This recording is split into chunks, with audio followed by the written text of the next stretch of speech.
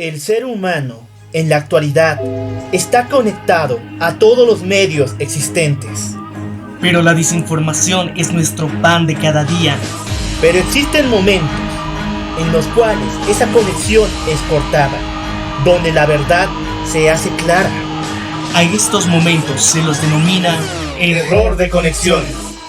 Bienvenidos a La Verdad Sin Filtro.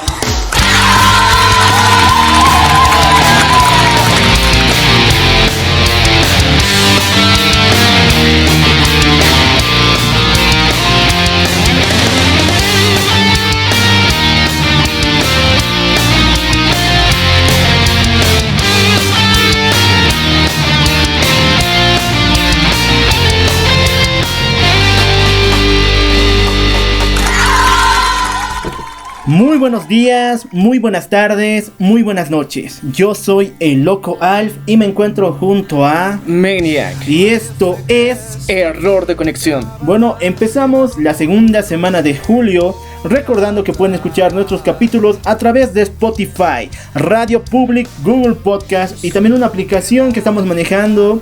Somos novatos en esto, pero estamos empezando a echar raíces en esto, ¿verdad? Claro que sí, y estamos ya en múltiples plataformas como es iVoox y también en Apple Podcast, que recientemente cambió su nombre. Y bueno, estamos muy felices de que nos puedan escuchar de tantas plataformas. El detalle es que en Spotify somos una enorme familia, incluso recibimos mensajes de Rusia y España. Estamos muy felices y mandamos un abrazo, saludo y besos a todos nuestros amigos allá, pero en YouTube no somos tantos, así que les pediría que si tienen la oportunidad vean nuestro contenido que está en nuestro canal de YouTube.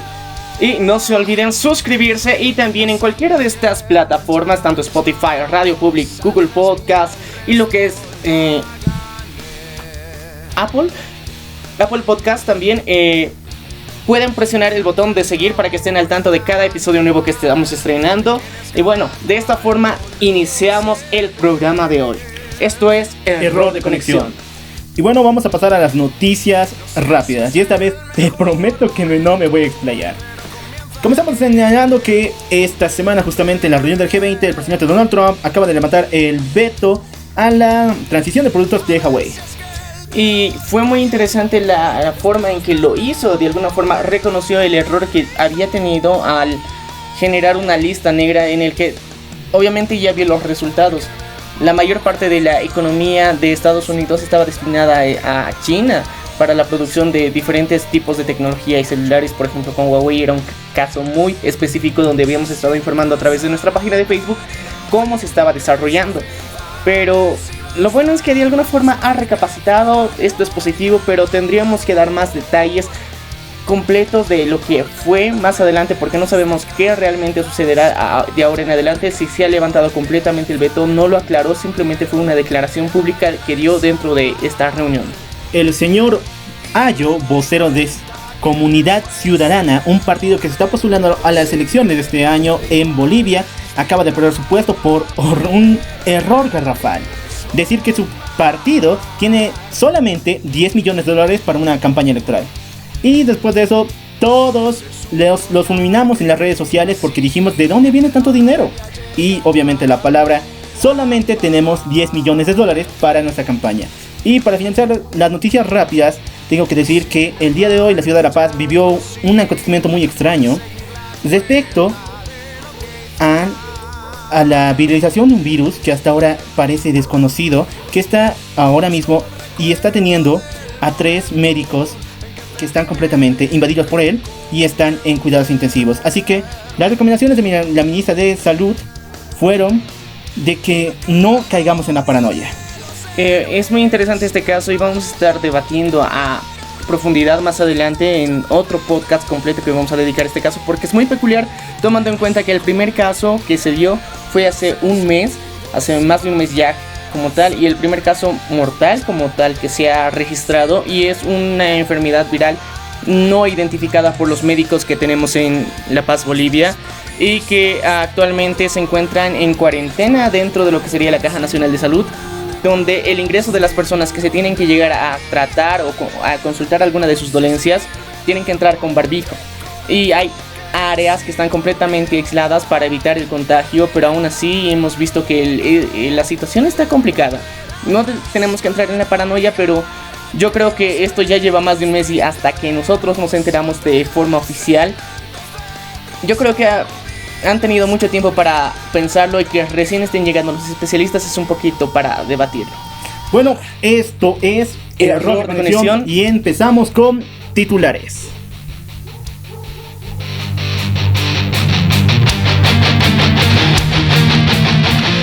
Bueno, ahora sí, vamos a dar resumen a todo el acontecer noticioso que pasó esta semana. Recordemos que la capitana Rockler, que es parte de la Marina italiana y que también conducía una misión de una ONG conocida como Medshera, fue arrestada en playas de la misma por transportar 40 inmigrantes. Mejor dicho, por salvar a 40 inmigrantes en el mar del Mediterráneo. Fue sorprendente la acción que tuvieron la policía italiana, porque inmediatamente tocó puerto, fue interceptado su navío y llegaron a arrestarla de forma pública, y todos los medios de comunicación ya la estaban esperando porque se había denunciado como si fuera parte de... Había una confusión en que era o trata de personas o de alguna forma una persona quería meter ilegalmente inmigrantes dentro de Italia. Estos dos hechos alarmaron a todos los medios de comunicación, y como se pueden observar dentro de las imágenes que están en la red, todos los medios de comunicación estaban listos para su llegada. Exactamente, y pasamos a otra nota que pasó esta semana. Y recordemos que la Unión Europea y el Mercosur están a punto de firmar una alianza sorprendente, pero raramente esto solo apoya a 4 países involucrados, que son Brasil, Argentina, Uruguay y Paraguay. Ha sido muy interesante cómo se ha gestionado esto, y hay protestas porque recordemos que la Mercosur agrupa a más países que estos 4, y de alguna forma las ventajas solamente han sido direccionadas a estos, pero también son países que actualmente se encuentran en un conflicto económico bastante significativo, pero al mismo tiempo parece que se están aprovechando de la situación solamente para sacar una ventaja ellos. Esto ha despertado molestia a nivel internacional, donde también se reclama a la Unión Europea por qué no exigió un trato igual para todos los miembros de la Mercosur, y esto está gestionando mucho malestar, y vamos a estar analizándolo a profundidad el día de hoy. Exactamente, el día de hoy el presidente Evo Morales tuvo una reunión con ejecutivos muy importantes de JetPFB, pero un trabajador, que no vamos a revelar su nombre porque sería también parte de la profesión cuidar la integridad del mismo, señaló unos detalles sorprendentes de la realidad que podría estar viviendo con JetPFB. Es muy interesante, salió a la luz lo que sería una grabación que se tuvo durante el año 2018 en una reunión privada, donde se dio a conocer que los recursos naturales, como lo son los hidrocarburos, estaban siendo sobreexplotados y cada vez eran menos, y la producción misma del crudo era menor, y los trabajadores se quejaban porque no tenían ya que procesar. Pedían que se realicen más investigaciones, y de alguna forma hemos visto que durante los años sí se han hecho más exploraciones para realizar más puntos de extracción de petróleo, pero que se revele esto en esta época del año nos parece un poco sospechoso, y hasta cierto punto paranoico, puede llegar a ser conspiranoico. Entonces vamos a estar hablando también de este tema. Vamos ahora al punto de la reflexión, porque el día de hoy vamos a criticar a todos los movimientos sociales, universidades, colegios y prácticamente a todas las personas que usan a estudiantes como masa política para insurrección de sus leyes o incluso insurrección política. Hemos visto que a lo largo de nuestra historia, tanto en Bolivia como en la mayor parte de Latinoamérica, los estudiantes son un arma de vital importancia en protestas políticas, sociales, en forma de presión para que los gobiernos inclinen la balanza a un lado. Y esto es muy interesante, se ha venido gestionando, y no solamente con estudiantes universitarios, sino de colegio.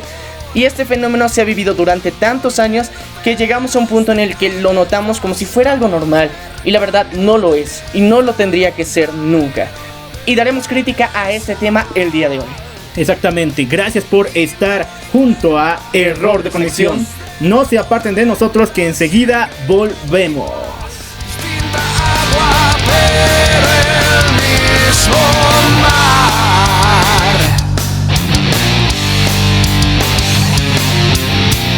Se suponía que no iba así.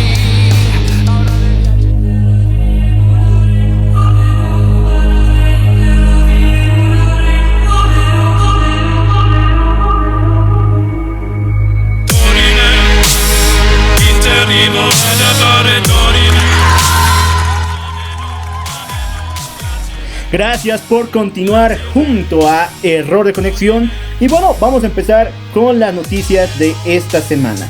Les cuento una historia muy curiosa que pasó el día sábado, que nos habla de una mujer que raramente fue culpada por ayudar al prójimo.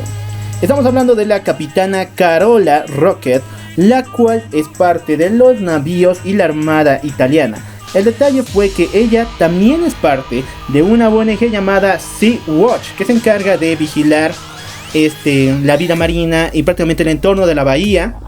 En medio de sus exploraciones se encontró con una escena inédita y muy desconsoladora: 40 migrantes en peligro. Entonces, ella tuvo la decisión de llevarse a estas 40 personas en su navío y llevarlas a tierra para que estuvieran a salvo.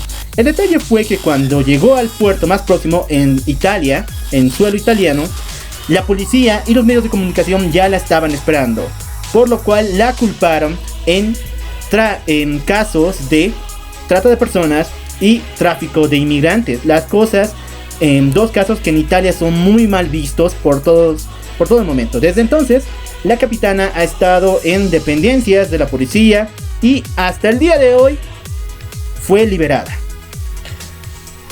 ¿Cómo se ha venido gestionando lo que serían los medios de comunicación sobre todo? Yo quiero hacer hincapié en esto porque dentro de las imágenes que tenemos en la red hemos podido notar que literalmente la estaban esperando que llegue a tocar tierra para interceptarla, al mismo tiempo que la policía lo hacía. Dentro de estas denuncias en las que se le acusaba por trata y tráfico de personas y también por transporte de inmigrantes ilegales, entonces esto ha generado mucho caos porque de alguna forma ha demostrado que existe una gran xenofobia en Italia. Exactamente. Y bueno, esto fue gracias a la jueza Agrieto Alexandra, la cual señaló que ella no cometió ningún delito y más bien deberíamos estar agradecidos de que las acciones hayan pasado de esta forma, ya que de esta manera va a ser reconocido este aspecto de que prácticamente estamos viviendo con un demonio de la xenofobia allá en Italia. Y esto ha sido grande, literalmente todos los medios de comunicación hacían eco, la acusaban y al mismo tiempo poco tiempo después recién se aclaró toda la situación de por qué estaba transportando inmigrantes ilegales. Y yo creo que es digno de aplaudir la actitud que ha tenido, porque más allá de que pertenezcan o no pertenezcan a una ciudadanía en específica, estamos ayudando a nuestro prójimo, a seres humanos que estaban en riesgo, y eso es lo que hizo esta capitana y yo creo que se merece un buen aplauso. Exactamente, y bueno, recordemos que estos 41 inmigrantes vienen de aguas de Libia, justamente que querían atravesar esta parte del mar del Mediterráneo, pero que tuvieron problemas en medio de su travesía. Vemos que también este fenómeno de los migrantes no solamente está centrado en lo que sería Latinoamérica, como habíamos venido mencionando muchas veces. Vemos que en diferentes partes del mundo, por ejemplo, este es el caso de Europa, una de las salidas más comunes de las personas que se encuentran en situaciones complicadas, como en países que se encuentran en guerra, conflictos bélicos, conflictos políticos, deciden huir de su país porque la situación no está para quedarse, no ven futuro dentro de su propio país y se ven obligados porque una situación tan densa, tan complicada, te obliga a salir de tu país, de la comunidad, de la gente que conoces, de la tierra en la que has nacido, para ir a aventurarte a todo lo que sería lo desconocido. Yo tengo una duda y también una aclaración, un detalle. ¿Por qué?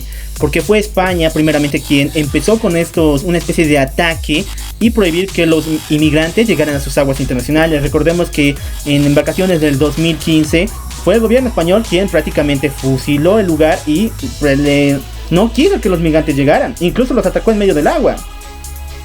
Y fue una medida bastante criticada, tomando en cuenta que España tiene mucha vinculación con lo que sería Marruecos, ya que se encuentran casi limitantes con la frontera.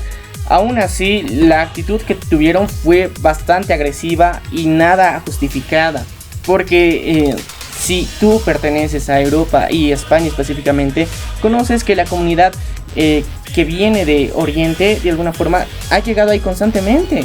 Constantemente hay personas que de nacionalidad libanesa o incluso de Marruecos, marroquí, llega a España y más bien ha ayudado a fomentar el comercio y la diversidad de lo que serían sus mismas culturas.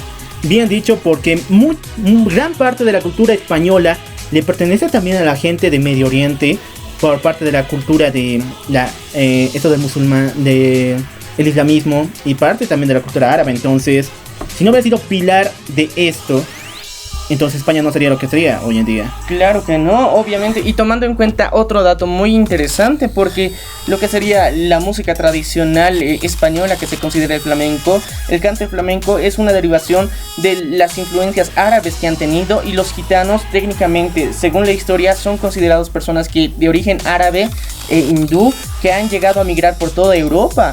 Entonces, gran parte de la cultura que tiene España se la debe a estos migrantes, y yo creo que este tipo de actitudes que se llegan a tener tan xenófobas, en las que no quieren apoyar a personas que quieren salir de su país, es horrible, la verdad. Yo, perdóname por mencionar al grande del norte, pero tengo que hacerlo porque el mismo caso es con Estados Unidos. Recordemos que la cultura americana no es propia de allá. Más bien es una especie de unión entre varias culturas, una sobre otra, hasta solidarse por varios años. Así que no tenemos que tener la palestra de decir que los migrantes van a venir a quitarnos territorio o son una amenaza.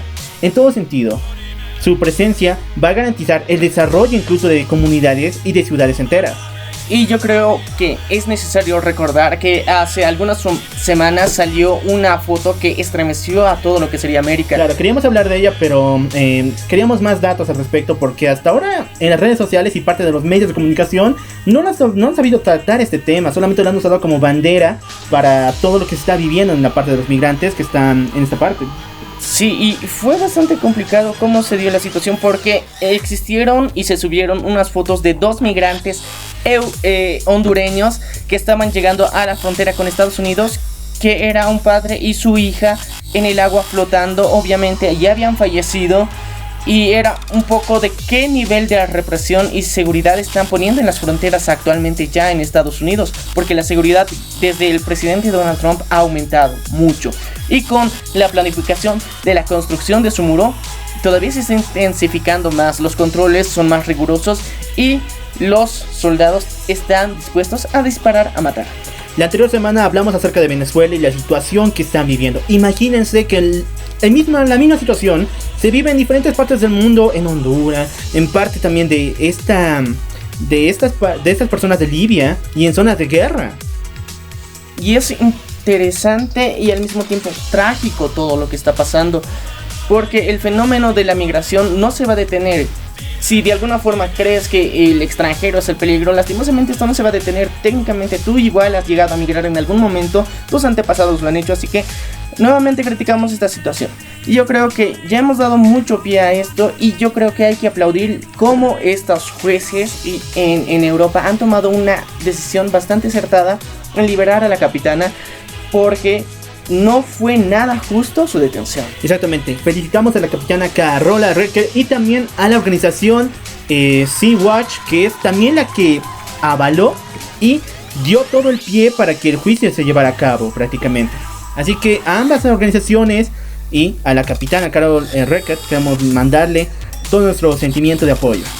Y bueno, vamos a cambiar de noticias, y ahora algo que nos implica más que todo a América Latina, porque la Mercosur y la Unión Europea han gestionado un tratado muy interesante, una unión comercial hasta cierto punto, en que va a beneficiar a 4 países en específico, y esto preocupa y al mismo tiempo alarma, porque tomemos en cuenta que la Mercosur no solamente agrupa esos 4 países, y esto ha sido muy mal visto internacionalmente.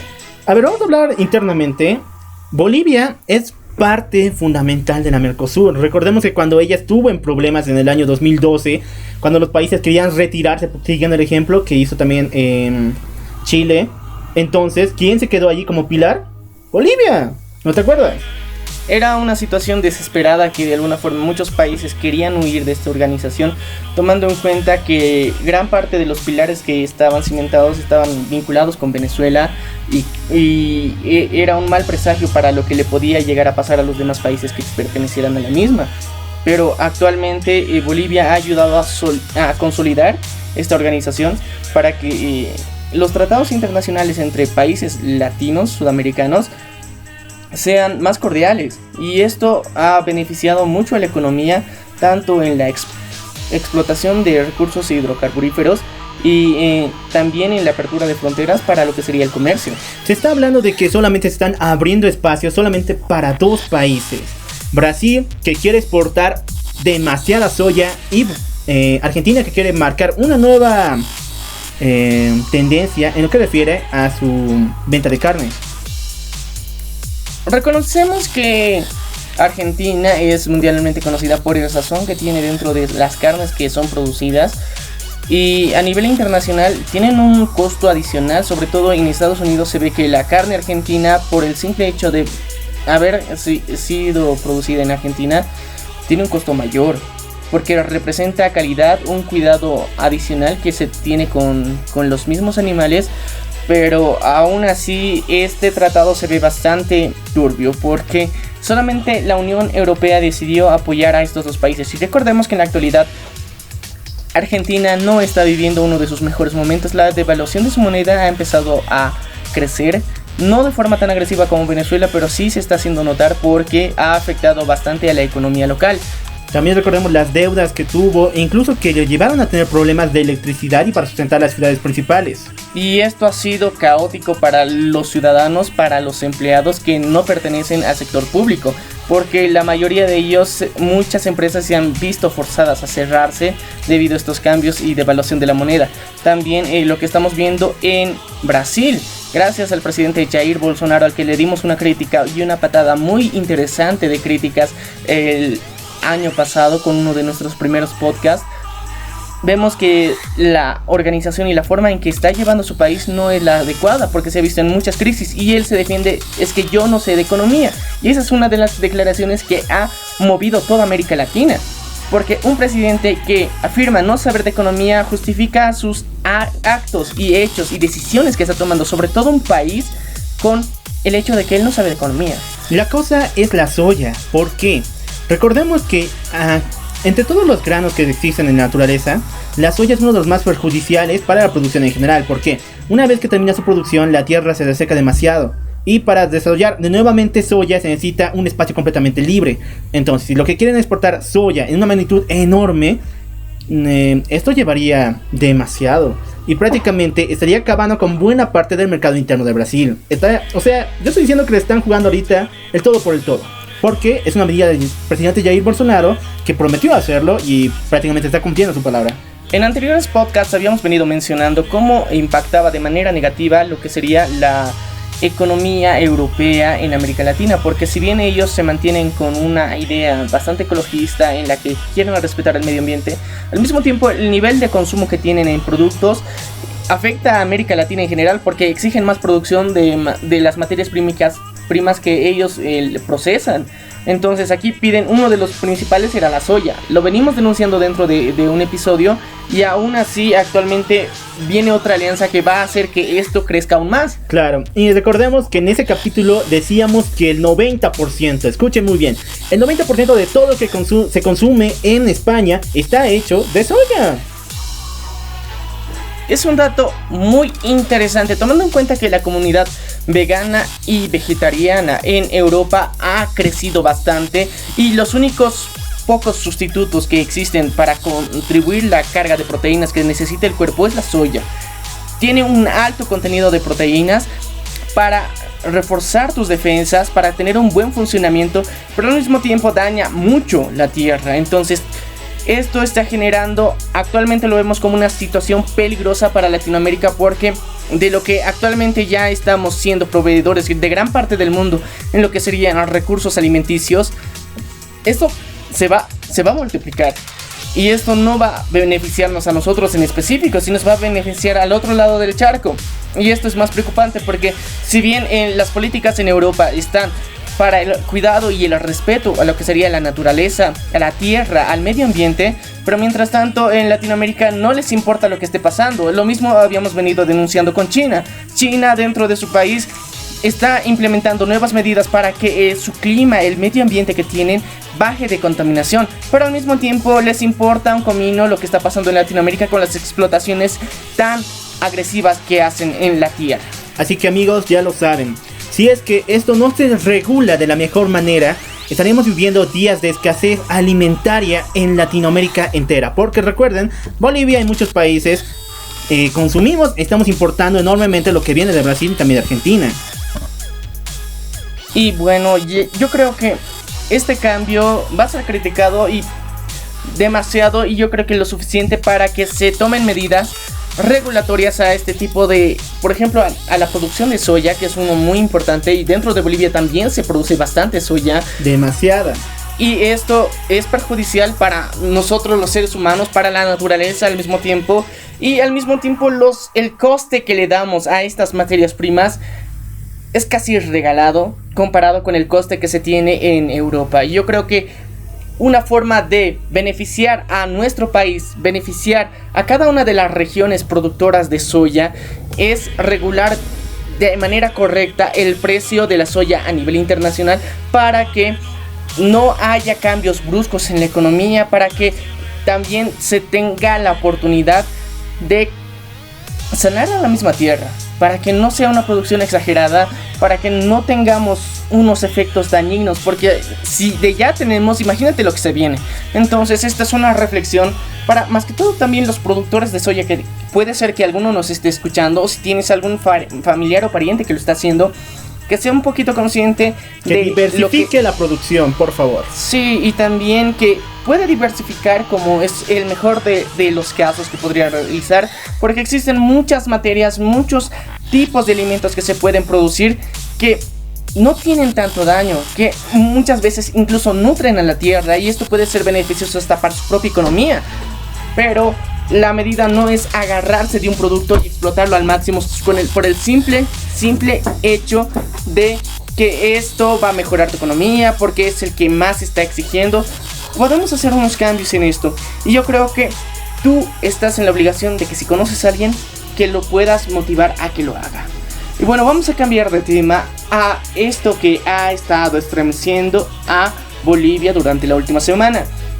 Durante la última semana se han hecho declaraciones y se ha filtrado una reunión en la que se tenían entre trabajadores de lo que es YPFB, junto con el presidente y otras personas de alto cargo dentro de esta empresa, donde se ha denunciado que desde el 2015 hasta el 2018 los niveles de producción de hidrocarburos y el procesamiento del mismo han bajado bastante por causa de la sobreexplotación.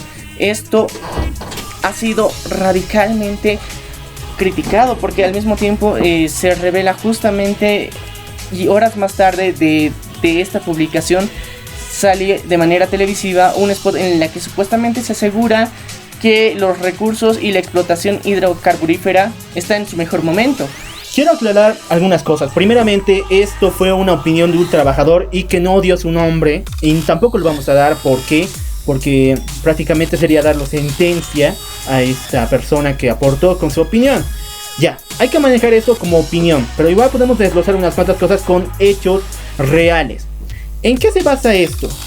Vamos a empezar diciendo de que Bolivia este año justamente tiene dos contratos multinacionales y gigantescos en lo que refiere a gas y petróleo. Tenemos un gigantesco contrato con Perú y otro con Paraguay, después de las dos normativas y reuniones que hemos tenido este año. Ok, el presidente Evo Morales nos ha asegurado que este año 2019 nosotros estábamos realizando exportando casi 50.000 millones de litros en lo que refiere a petróleo.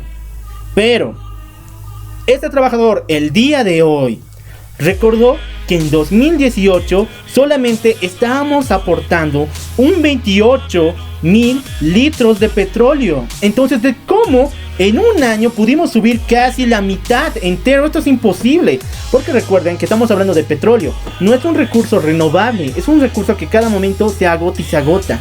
Entonces, esto es algo que ya fue corroborado, y si quieren pueden buscarlo. Porque en declaración del ministro de hidrocarburos, que igual estaba presente en la reunión, dijo que Bolivia en el 2018 estaba produciendo 30,000 millones de litros. Ok, pero ¿cómo hemos subido de 30,000 en un año a 50,000? Eso es imposible, incluso sabiendo que hemos abierto nuevos pozos que no han funcionado para nada y que hay denuncias en Tarija de que no se realiza producción aquí. Y hay que tomar algo en cuenta muy claro, que es las declaraciones que llega a dar el señor presidente, porque tienden siempre a ser muy, muy exageradas. Porque durante esta semana también declaró que él se consideraba uno de los pocos presidentes el cual había hecho y había ejercido el servicio militar en la historia. Entonces vemos que la razón y la lógica no está, ni la información dentro de su discurso. Entonces esto de alguna forma podemos descartar que de alguna forma la información que él tenga sea correcta. Literalmente muchas veces malinforma a toda la ciudadanía con el fin de verse bien, de que supuestamente está realizando hechos para la economía nacional positivos, pero la verdad es que no. Aún así, los datos siempre son erróneos. Y no solamente es el presidente, también el vicepresidente. Son dos personas que manejan datos. No sé de dónde lo sacan, no sé si hay una teoría conspiranoica, un blog especializado dentro de la web donde se manejan estas teorías tan locas del futuro alterno, donde Bolivia tiene una superpotencia, es un líder a nivel internacional dentro de lo que serían las materias primas, a ese nivel que nos presentan. Si bien ha habido una mejora, un crecimiento, pero no es al nivel que ellos lo presumen. A ver, lo que me molesta es lo siguiente. Si no tenemos la seguridad ni cuánto estamos exportando actualmente, ¿por qué rayos estamos realizando contratos tan grandes con países tan exigentes como es el caso de Perú y Paraguay? Recordemos que Paraguay se está alzando en potencia solamente por el ingreso de petróleo y hidrocarburos. Entonces nosotros estamos en ese fundamento para volverlo más grande, pero obviamente que va a pedir más de la cuenta. Y yo me pregunto, si no hay datos estadísticos confiables, ¿cómo realizamos esos contratos? ¿O hay algo de por medio aquí? ¿Qué estamos dando aparte de hidrocarburos? ¿O qué están escondiendo estos contratos? Y también tenemos que mencionar que actualmente estamos exportando igual petróleo a lo que sería Argentina y Brasil. Entonces sumar más y más personas, bueno, países en sí como tal, a los que exportar esta materia prima es preocupante, porque literalmente Bolivia se está secando solamente por depender únicamente en lo que sería recursos naturales del petróleo.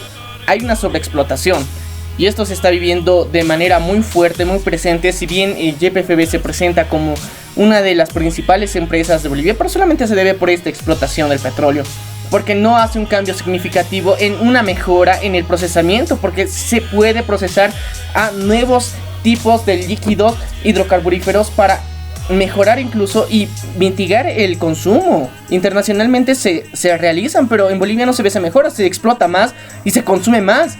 Yo le agregaría que YPFB se ha alzado a la palestra no solamente por nuestro petróleo, sino también por nuestro gas natural en todo lado, porque también estamos exportando ambos materiales para el mundo entero. Los gasoductos que tenemos varias veces han sido denunciados por trabajadores de que no llevan a ninguna parte, de que prácticamente no están funcionando. Y hay personas que los vigilan día y noche, pero que dicen que simplemente estos son solamente para dar una imagen de que existen, porque realmente no están sacando nada. Y es preocupante porque constantemente vemos dentro de la propaganda política del gobierno, en la mayor parte de los medios se habla de los hidrocarburos. Nos despertamos en la mañana y escuchamos la canción de los hidrocarburos. Todo se viene vinculado con los hidrocarburos, y esto es preocupante porque estamos dependiendo demasiado de los hidrocarburos, que es un recurso no renovable, y que nuestra economía esté pendiendo de un hilo tan delgado como es el petróleo. No nos queda otra que ver que hay que mejorar y diversificar lo que serían los la producción que se está haciendo. Y no solamente sacar materias primas, sino procesarlas, porque ese es el principal problema que tenemos en Bolivia. Exactamente, recordemos el caso del litio. Por varias décadas se habló de que aquí se va a lanzar una nueva fábrica para la implantación de baterías, para aprovechar el litio que tenemos ya hasta hoy en día, comenzando en la nacionalización del 2006. No ha habido ningún avance respecto a esto. Nada. Supuestamente la empresa que se va a hacer cargo de esto es una empresa china. O sea, todo es una coincidencia muy grande, ¿no? En que China, Bolivia, China.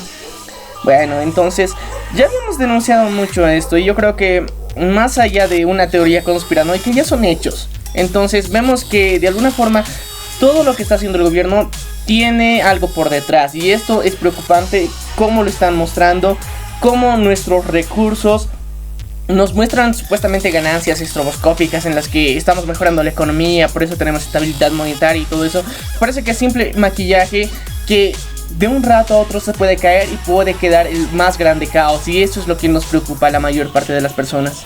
Recordemos también que YPFB es conocido por casos de corrupción. Recordemos que en el 2015 su presidente hizo huelga en su oficina para quedarse 30 días. Entonces, hasta hoy en día los casos de corrupción de esta entidad no han sido revelados en su total.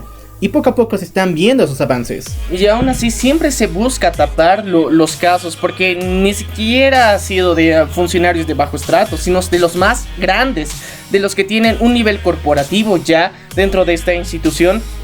Son los que tienen más grandes casos de corrupción abiertos.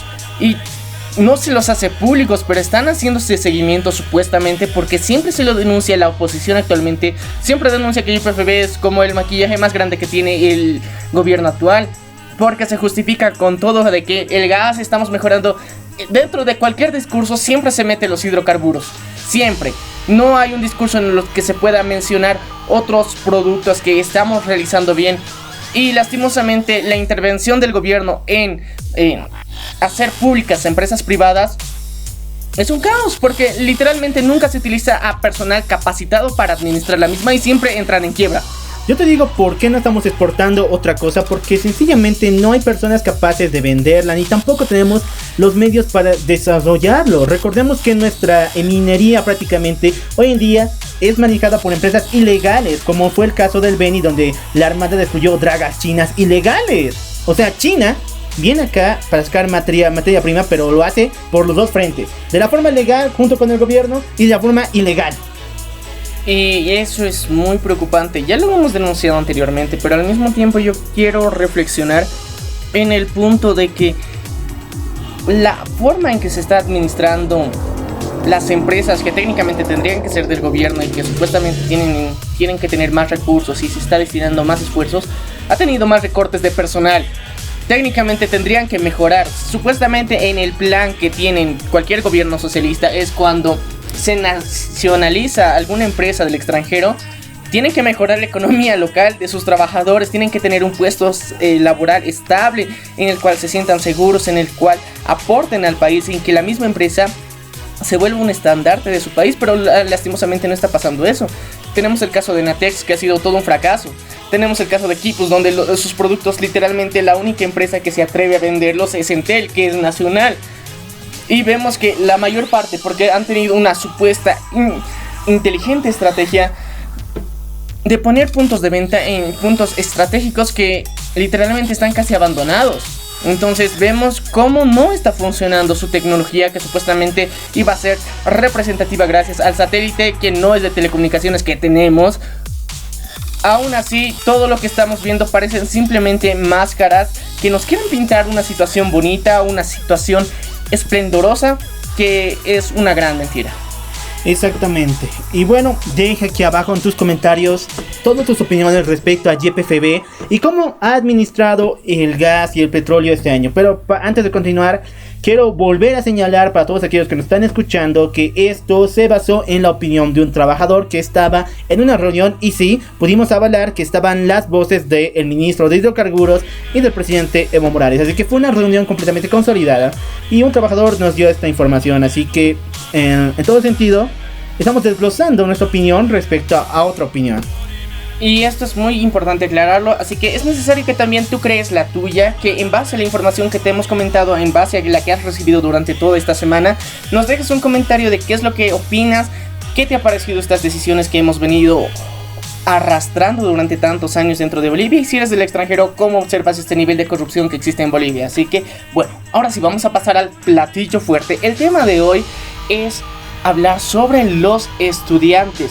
Y los estudiantes no en cómo es su malla educativa, porque ya lo habíamos mencionado en un podcast hace mucho tiempo, donde hacemos una crítica a lo que sería la ley Avelino Cignani y cómo ha venido perjudicando a muchas generaciones de estudiantes en Bolivia. Esta vez vamos a hablar de otro tema muy diferente que ya lo habíamos venido anunciando desde el anterior podcast. Exactamente, pero seguimos en el tema de la corrupción y en serio, aquí voy a estallar de furia. ¿Por qué? Porque no solamente se está vulnerando los derechos de los estudiantes como tal, sino hay una palestra, hay una situación en la cual se puede llevar a decir que se está politizando la educación de los mismos hasta tal punto de hacer un lavado cerebral. Es una crítica muy densa, porque lastimosamente, yo hablando específicamente de universidades, se les busca dar y generar una ideología política. Y eso es lo que se ve en Bolivia, por lo general. La mayor parte de las universidades públicas, en este caso, son las que se presentan durante anteriores años con movilizaciones, protestas, muchas veces muy agresivas, para buscar beneficios que supuestamente iban a ser para ellos, para mejorar su situación, pero lastimosamente no se ve reflejado en ellos, se ve reflejado en terceros. Y esto no es productivo. Al mismo tiempo, se muestra que los estudiantes muchas veces no están informados de por qué están protestando, y hay muchas entrevistas que lo corroboran. Más allá de eso, hay otro punto de estudiantes extremistas que ya tienen y lideran una ideología política dentro de su misma universidad. Esto no genera una buena relación con la sociedad. Lastimosamente hemos visto enfrentamientos constantes y los estudiantes son utilizados como armas dentro de estos conflictos sociales y políticos. Claro, pero fuera del ambiente nacional, esto se lleva por mucho tiempo. De hecho, en las universidades más grandes existe una especie de doble vida entre la vida estudiantil con la vida política, y prácticamente es un desarrollo de la personalidad como tal. El detalle es el siguiente, y aquí voy a usar nombres, perdón por usar nombres, pero tiene que ser así. La Universidad Mayor de San Andrés es prácticamente una guerra política todos los días, porque existen varios frentes hechos por los estudiantes supuestamente en pilares de diferente denominación. Por ejemplo, tenemos la JC, la Juventud Socialista, completamente armada en este sentido. Ellos vivirían y darían su vida por el socialismo sin conocer ningún aspecto o no dar oportunidad a otro frente como tal. Las facultades que son parte de prácticamente el mundo corporativo, como es economía, ingeniería y prácticamente todas las que están fuera de ciencias sociales y humanidades, son parte, como Juventud Socialista los llama, del capitalismo gigantesco. Y, aunque no me crean, es verdad a veces. ¿Por qué? Porque varios de sus dirigentes y principalmente los de la FUL universitaria tienen esta consigna. Y de alguna forma la consigna que se asigna, lo peor es que no es propia. Es lo más gracioso. Que es la evolución de partidos anteriores que existieron, porque desde que la Universidad Pública de La Paz Boliviense existe, y la mayor parte de la Gabriel René Moreno, la San Simón, ninguna se salva de esta situación. Incluso la Tomás Frías de Potosí, ninguna de las universidades se salva de tomar una postura política y tener un fraccionamiento político dentro de sus filas, que viene arrastrándose desde generaciones tras generaciones. Simplemente cambia el nombre, pero son los mismos pilares y la misma ideología. Te recuerdo que Juventud Socialista es una variante muy pequeña de lo que vendría a ser el POR, el partido minero que estuvo de moda en los 60. Toda parte de la palestra de la FUL es obviamente parte del MNR, que hoy en día sigue vivo, pero no ha dado motivo de despertar. Y vemos cómo de alguna forma la ideología que los estudiantes toman no es propia, es forzada. Muchas veces se les ofrece dentro de las universidades, sobre todo, nota. Es uno de los principales pilares, porque muchos de ellos se movilizan, porque les ofrecen nota, les ofrecen hacerles la carrera más fácil, lo cual a cualquiera le hace brillar los ojos para querer participar dentro de estos eventos. Y es preocupante, es una lástima, pero se vive constantemente. Los enfrentamientos que existen cuando hay elección de rector, por ejemplo, es un caos. La OMS es un completo caos. Ha habido movilizaciones tan agresivas que incluso los mineros no han podido superar.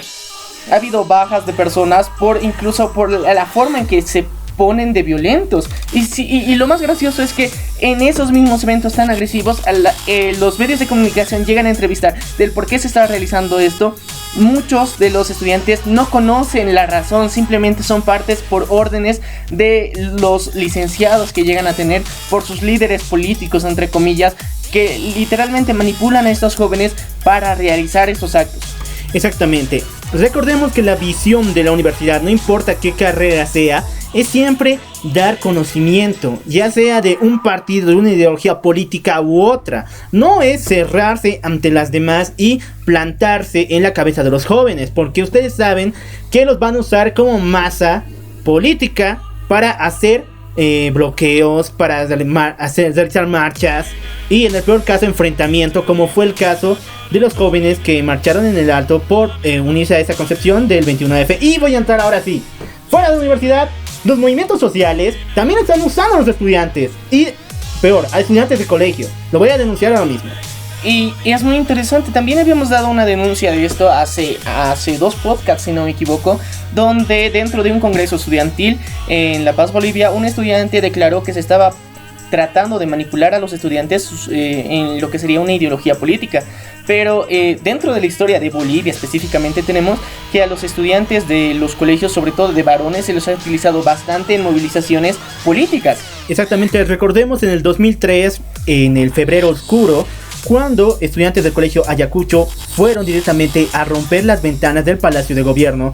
Hubo un conflicto total que incluso 10 de ellos estuvieron en casi entrar en coma. Y fue muy agresivo la situación, y esta fue motivada por los profesores de sus unidades educativas, y eso está corroborado. Así que lo que hemos visto en La Paz específicamente, no quiero generalizar, pero puede ser que sea el caso en muchas otras ciudades de Latinoamérica, sobre todo porque nos damos cuenta que no solamente en Bolivia, sino en Honduras ha habido casos, en Colombia, en Ecuador, en México, en Chile también ha habido casos de violencia extrema por parte de estudiantes, y estudiantes mal informados que no saben realmente los motivos por los cuales están actuando, y para el colmo son vilmente manipulados por sus líderes, profesores, maestros, los cuales les están asistiendo y motivando para que hagan estas acciones. Entonces, dentro de Bolivia hemos visto que no solamente se quedan en estudiantes universitarios que técnicamente tendrían que tener la formación suficiente como para tomar una decisión y decidir a qué bando político quieren pertenecer o se identifican, pero no, lo vemos reflejado también en colegios y sobre todo de hombres, y esto es preocupante. Vemos que más adelante, durante este año sobre todo, que es un año electoral, se van a venir muchos acontecimientos y actos públicos en los que se va a querer vincular tanto a jóvenes estudiantes escolares de colegio, de secundaria sobre todo, y también a lo que serían jóvenes universitarios, para motivarles al voto, ya sea para la oposición o para el oficialismo actual, y esto no es correcto. Lo que mejor se puede hacer, en mi opinión, es informar a cada uno de ellos de cómo son realmente cada ideología política, porque simplemente por el discurso de una persona no podemos catalogar toda una ideología política que viene por detrás, que tiene fundamentos a veces muy radicales, que cuando te lo ponen en discurso puede sonar muy agradable, pero en la realidad te puede afectar de forma nociva y agresiva. Exactamente. Bueno, yo solamente quiero dar más antecedentes, perdón por volver al pasado, pero es un ejemplo muy característico decir que el Colegio Bolívar y el Colegio Villarroel siempre están en conflicto, ¿verdad? Todo el mundo aquí en La Paz, Bolivia conoce ese conflicto siempre entre ambos colegios, y que siempre, cada vez que tienen la oportunidad, se ponen a agarrar a golpazos. Pero ¿se han preguntado alguna vez de dónde viene esto? ¿Por qué lo hacen? Bueno, la razón había citado en las elecciones del 96, cuando el señor Lechín se estaba postulando para la dirección de la COP. ¿Por qué? Parte de la elección del señor Lechín, de su séquito, eran padres del Colegio Bolívar, y la que estaba en la contra era parte del Colegio Ayacucho. Entonces un día prácticamente dieron rienda suelta a su barbarie y hicieron que sus hijos pelearan. Y desde entonces nace esa consigna de que ambos colegios son enemigos a muerte. Vemos estos antecedentes son muy importantes porque las organizaciones sociales, las federaciones... Infundida por los padres también, a ver. Sí, no, y es más interesante porque se tiene una tradición. Esto ha generado una tradición. Actualmente en la ciudad de La Paz existe una tradición que promueve a los estudiantes del colegio Villarroel y Bolívar a golpearse, y el que no ha participado dentro de una pelea realmente no eres miembro de este colegio, se te puede catalogar. Claro, pero hoy en día no te lo dicen en la cara. El señor Lechín ha participado en las elecciones de la COP. No, solamente te dicen, si eres hombre de verdad, te vas a ir a golpear con los chicos de este colegio. Y esto es caótico, la verdad que miren cómo se ha vuelto una tradición, un hecho político en su momento. Como actualmente muchos padres de familia en la actualidad que ya tienen sus hijos consideran que por haber pertenecido a ese colegio, su progenie tiene que pertenecer a este mismo colegio y tiene que pelear. Y todo por culpa de falta de información, porque esto es ridículo. Y esto es realmente ridículo, y vemos cómo la ignorancia ha calado tanto en nuestra sociedad y hasta ahora vemos los resultados. Es un caso que puede parecer chistoso y aislado, pero se da de manera violenta y muchas veces ha tenido que existir intervención policial para separar estos dos grupos. Y muchas veces los policías, incluso como saben de qué se trata, miran de lejos mientras no pase nada muy agresivo, pero están ahí presentes. Ahora voy por los comunicadores. ¿Por qué? Vamos primero con los guerreros cibernéticos del presidente Evo Morales. ¿Por qué razón? Estos chicos que, si bien han mostrado hasta cierto punto su conocimiento de la política en general, su conocimiento y también su parte sentimental de poder aceptar otras visiones de las personas no está avalado. Son personas muy reaccionarias que prácticamente se aíslan del mundo y de las opiniones contrarias. Estos chicos se encargan de realizar diferentes contenidos a través de las redes sociales, pero en cada una de ellas siempre van a ese punto, siempre aguerridos, siempre en contra de todo lo que no va en contra del partido de gobierno. Y lo más interesante, siempre reluce su ignorancia, y es lo que podemos destacar dentro de estos guerreros digitales, porque actualmente en las redes sociales se puede ver más de un video que ellos han realizado como para promover a otros jóvenes a que sean partícipes del movimiento al socialismo, de las juventudes del movimiento al socialismo. Y lastimosamente les salió el tiro por la culata, porque muchos de sus argumentos son estúpidos. Muchos de sus argumentos que se han visto dentro de la última semana, por ejemplo, es que un joven llama que el mejor líder para nuestro país es Evo Morales, porque él es un crack para ser presidente y para gobernar. Es un crack con las mujeres, por eso ha tenido tantas de alguna forma en el poder, y nos pueden enseñar a cómo ser un verdadero hombre con estas actitudes. Eso es lo que resaltan estos jóvenes, y es una lástima, es una pena. Y también en lo que sería en el parte del oriente, y yo creo que son personas pertenecientes al Chapare, que los jóvenes recalcan que él nos ha dado la oportunidad de darnos negocios, como es la hoja de coca, esta hoja sagrada. Y o sea, se menciona tanto la coca, al mismo tiempo lo que el señor presidente actualmente es, y no se valoran actos realmente positivos como tal. Exactamente, y bueno, te tengo la respuesta para ese amigo, si me estás escuchando. Si quieres un verdadero crack, ve a visitar la historia del señor Melgarejo o Peor de Verso. Ellos sí eran verdaderos hombres, supuestamente, como tú dices, ¿no? Y bueno, sigamos hablando del tema. Yo tengo que darle la vuelta a la situación, porque no todo es el partido de gobierno. La oposición también tiene trapos ocultos. Recordemos a los Pinturitas. Tienen otro nombre actualmente, pero les conocíamos así antes. Son chicos que son comprados por la oposición para hacer grafitis de ellos en las calles. Y también el partido del gobierno los ha usado miles de veces. Pero principalmente estos chicos no tienen paro a su lengua, porque ponen palabrotas, ponen imágenes obscenas. Prácticamente dan rienda suelta a su imaginación. Y lo peor es que no son personas que tengan por lo menos un dominio de la sátira de forma correcta, como se tiene dentro de muchos periódicos del ámbito nacional, donde puedes entender una referencia de una forma gráfica muy genial. Y puede ser que sea muchas veces agresivo, pero se entiende que se está manejando un lenguaje correcto de alguna forma. Pero mientras tanto estas personas no, simplemente deciden que pintar las paredes de lugares prohibidos incluso por el gobierno, ellos mismos la realizan. Y es una verdadera pena. Luego el mismo gobierno se queja y promueve a que no se rayen las paredes, a que se cuide lo que sería el patrimonio nacional. pero cuando es época electoral, no hay patrimonio nacional. Bien dicho. Y justamente este año es electoral, así que cuiden sus entradas porque les van a ver pintarrajeadas.